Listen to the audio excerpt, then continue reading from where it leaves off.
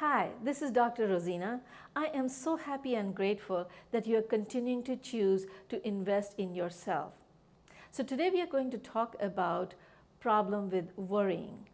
Do you ever worry about things that may happen in future or things may happen with yourself or your family? Some people are constant worrier. They cannot stop worrying at all. And there are some people who episodically worry, and they worry so much that it affects their sleep, it affects their concentration, their ability to function at their best. So what can you do? Let me use an example to understand a technique that has helped me, a lot of my patients, and a lot of my friends. We'll use a common example of somebody worried about losing their job. Let's say if you are worried about something, first question is to ask yourself, what are the chances of this thing happening? You know, sometimes there is higher chances of something happening, but there's always a chance of that thing not happening. So for our example, we'll just use 50%. So let's say there's 50% chance of you keeping the job and 50% chance of you losing the job. Well, when we start worrying about something, most of the time we are worried about losing or something that we are afraid of, and forget about there's other chances that things may actually go positively, right? So there's something may happen at point B where things can go either positive or things can go negative. You are at point A. You don't know what's going to happen at point B. So you have option of either expecting positive or expecting negative. Let's see what would happen if you think positive. If you expect positive and things go positive, then you could be happy all along, right? And if you expect positive and things go negative, then at least mentally you would be strong to deal with the problem if it happens when it happens. Many people think that, oh, if I expect negative and things go negative, then it won't hurt me as much. Well, that's a myth, because if you expect something negative, mentally in your mind, you have actually already lost the job. So you already suffer. And then when you actually lose the job or something that you're worried about happens, then you suffer again. So you actually suffer twice. When you expect some negative and things do go positive, then you have suffered for no reason, right? So what's your option?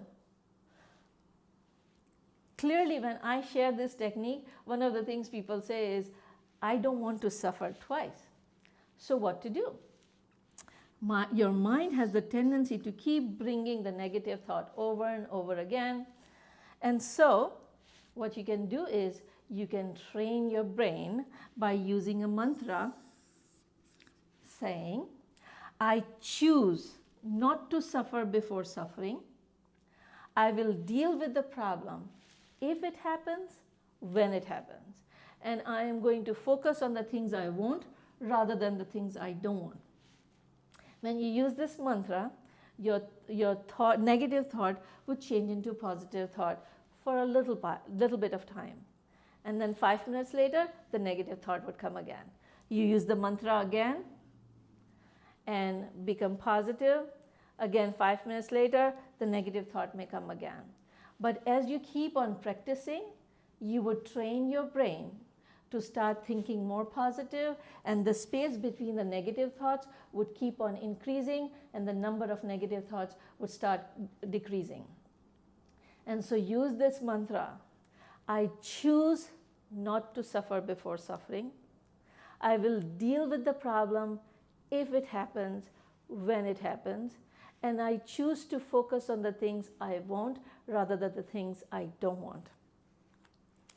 Let's say you have decided to focus on positive and you want to get rid of some of these thoughts, but you're still having difficulty because you keep on saying, I don't want to think about losing my job. I don't want to think about losing my job. I don't want to think about losing my job.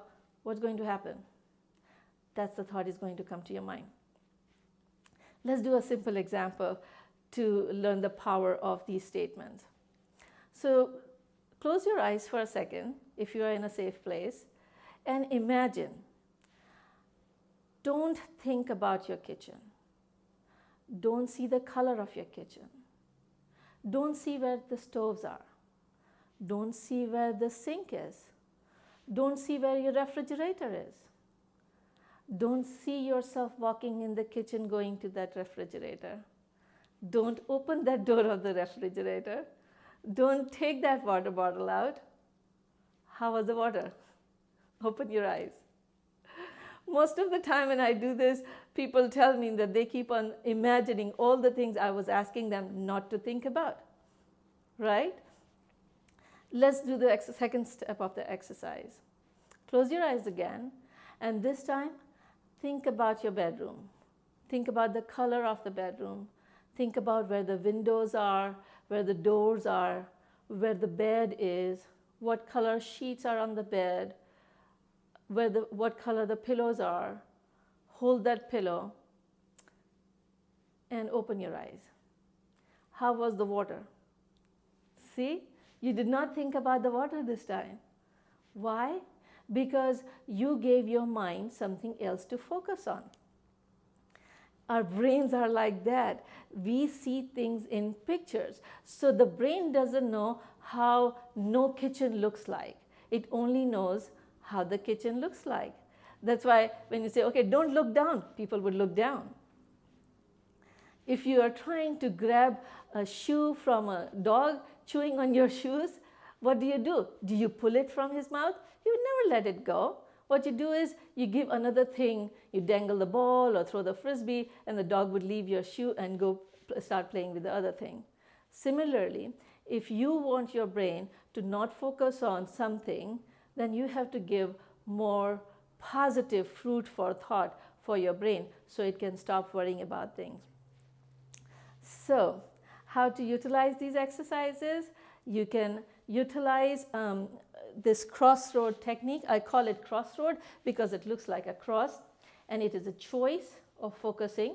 So you can focus, if you find yourself worrying about something, ask yourself the question, what are the chances of this thing happening? And then tell yourself, I choose not to suffer before suffering. I will deal with the problem if it happens, when it happens, and I'm going to focus on the things I want rather than the things that I don't want. And what would happen if you don't do it? Well, these thoughts would keep nagging you, drain your energy, make you feel stressed, and may affect your sleep and your concentration. But if you do this, you'll be able to train your brain to focus on the positives and stop worrying about things that are not in your control. So action item for today, go ahead and print out that PDF, pick up any example from your recent life that you have been worried about and use this technique and see how relieved you feel. Remember to continue doing your journaling and some of the relaxation exercises that you have learned through the relaxation module, and I will see you in the next video. Thank you.